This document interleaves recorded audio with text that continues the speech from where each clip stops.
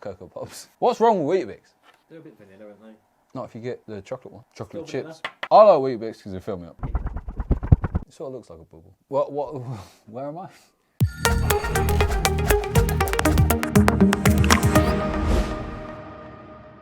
Budget versus expensive. This is a question that comes up many times in your life. Do you go for the cheap headphones or the expensive headphones? Do you go for the S23 or the S23 Ultra? And it's also a question that gets asked when it comes to screen protectors as well.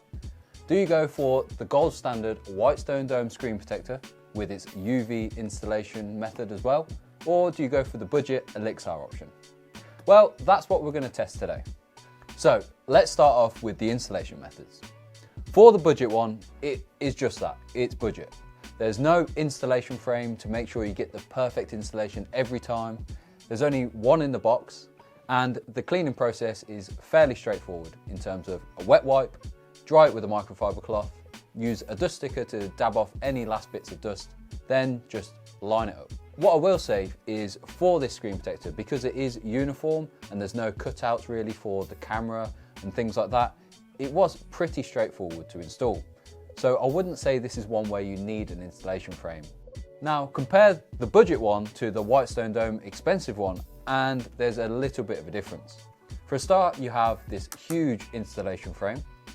You also get this UV light, which you have to shine on certain parts of the screen for varying amounts of time. With the Whitestone Dome, I will say, although it is a very in-depth installation, you do get a perfect installation every single time.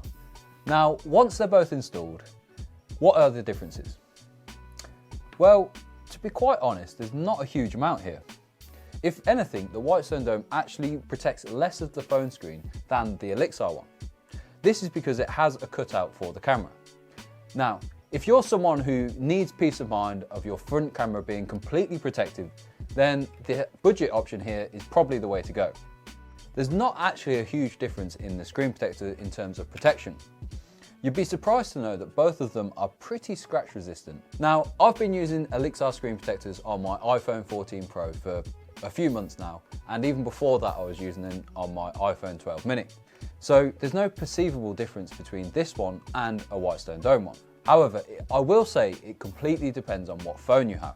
For the S23 in this case, the Elixir one has no fingerprint cutout, so it looks actually quite nice when installed. Compare this to the S23 Ultra though, and there is a significant difference in my opinion. The Whitestone Dome has absolutely no blemishes on the screen protector at all. It looks like one clean installation. Whereas the Elixir one does sort of look like it's got a bubble that you can't really get rid of. Now, this makes sense, as you know exactly where to place your thumb or your finger to unlock the device. However, it can be quite distracting if you're trying to enjoy content on your device. There you go, budget versus expensive screen protectors for the S23. Let us know in the comments below which one you'd choose, and while you're down there, remember to subscribe.